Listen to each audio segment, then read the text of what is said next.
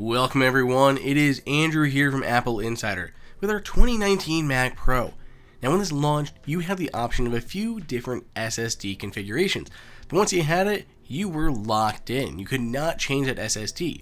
You could add all sorts of other internal storage options, which we'll get to in a moment. But really, if you wanted to increase that internal SSD, the default boot SSD, you were really out of luck. Well, not any longer. Apple has recently launched a new Mac Pro SSD upgrade kit that allows you to do just that.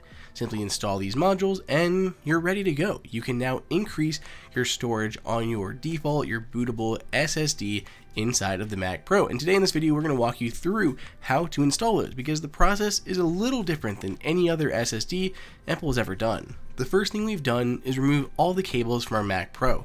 Then, after we're sure we've discharged any static electricity, we've removed the top case from our Mac Pro.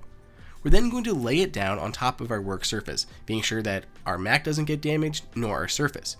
We're going to then press down and remove the SSD baffle. You also may have to remove this baffle here that covers the PCIe slots and the DIMM card slots, the DIMM baffle, if that is in the way as well. Then we have our SSD. Right here in our case, we had a very small paltry SSD and an open slot below it. We're going to need our Torx T8 screwdriver to remove that T8 Torx screw.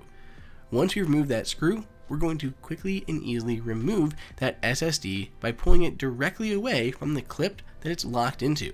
It's important to note here that once you remove this SSD and flash the new SSDs with the T2 firmware, this SSD will no longer operate. So the data on here will be completely inaccessible. And because Apple uses a proprietary SSD, you cannot put this into an enclosure and use it in any other way. Now here we are, our Mac Pro SSD kit. In this case, we just opted for a 1TB option because there are so many other ways to add storage, but we did need a larger main internal drive. So we opted for the 1TB kit, which includes two 500 gig, roughly, SSDs. So something you need to be aware of before you go ahead and slide these into the machine. These are labeled number 1 and number 2. They're labeled in many places, including on the outside of the foil wrapper, as well as on the SSDs themselves. You need to know which is number 1 and which is number 2 because they have to go into the appropriate slots on the Mac Pro. The slots are labeled 1 and 2, of course, and the one towards the top of the Mac Pro is 1, and the one towards the feet is number 2. Then just slide these things into place. Slide the first one in as long as it's all the way into the clip, and then you're going to go ahead and secure it with that T8 Torx screw, and do the same thing for the second SSD.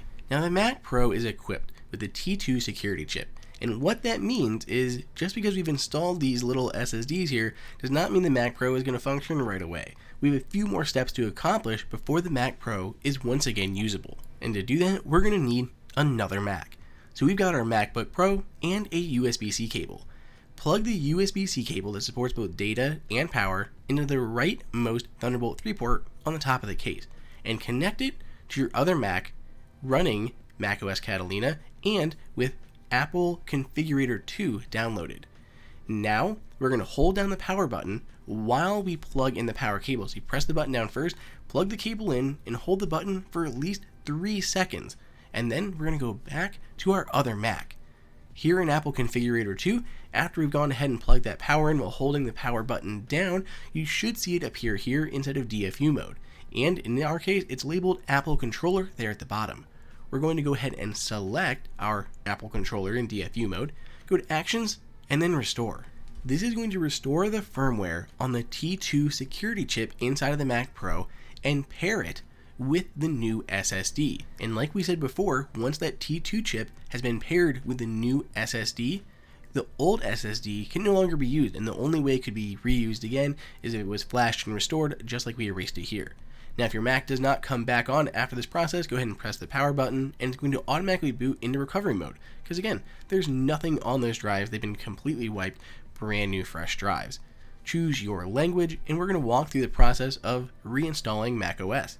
But first, because we did have activation lock on here, we have to enter our Apple ID and password to activate our Mac, which again was tied to our Apple ID. So you have to enter those credentials in first before you can go ahead and proceed through the process. As you can see, our Mac is now activated and we can reinstall macOS on our brand new 1TB SSD. This is a very familiar process from here on out. Really the biggest change was having to use that second Mac to restore the T2 chip firmware. So if you've already got this part down, you can peace out, but otherwise we're going to walk through this process as well as how to get your data back. So here, macOS Catalina, we're going to go ahead and walk through our install process, agree to our terms and conditions, choose our Macintosh HD, that 1TB SSD that we just installed, never mind the other internal drives that we have, and we want to go through and restore from our backup, our Time Machine backup that we did right before our upgrade here. So we have that connected just in a RAV Power new SSD. And once we've gone ahead and installed macOS Catalina, it's going to pop up like a new machine, and you're going to walk through it just like a new machine, including setting up as a new Mac or transferring your data from that backup, which in our case, that RAV Power there, you can see Andrew's Mac Pro from earlier today. Choose that as our source. It's going to prepare that, run through the process, and restore everything back to how it was before we started our upgrade. Now, these are great options. There's a lot of reasons you may want to upgrade the main primary bootable SSD rather than adding other storage options. So just consider that of what you really need. Do you need to upgrade the main SSD on the machine itself, or do you just need to add more storage in general? Because then there's external solutions or other internal solutions, like the Promise Pegasus R4i, which can add 32 terabytes of internal storage, which is only $2,300 when they're running hard drives or other larger solid state drives. And then there's that other Promise drive that just adds an enclosure for you can add your own storage. There's the OWC Excelsior 4M2, which has 4 M2 drives inside of here, and you can get that up to 16 terabytes. So you have a lot of options for adding additional storage. Even their 1TB Excelsior drive is less than Apple's 1TB of the Pro upgrade kit. So you just have to consider your options. These are a few, and of course we're going to link these down below, as well as the Apple Mac Pro SSD upgrade kit. The Mac Pro is an incredible machine. Apple's done an amazing job here, and we are excited that you can actually now upgrade those internal drives, that Apple has a process for that, so you're not stuck with whatever you got at the time of purchase, whether you're upgrading it, whether you're getting from someone else, you want to upgrade it. There's so many reasons you may want to upgrade that internal drive, and we're glad that there's now an option to do so, even if it is slightly convoluted. Let me know what you guys think down below in the comments, and if you want to grab the Mac Pro upgrade kits or any of those other storage options for the Mac Pro, you can find links down below in the description. Otherwise, let me know on Twitter what you think, and we'll check you guys out in the next video. Hey everyone, did you guys like that video? Be sure to click on that like button so we can create content that we know that you guys want to see. And follow AppleInsider on all social media channels. If you want the best prices on any Apple gear, check out the AppleInsider price guide that is updated daily. And until next time, we'll see you later.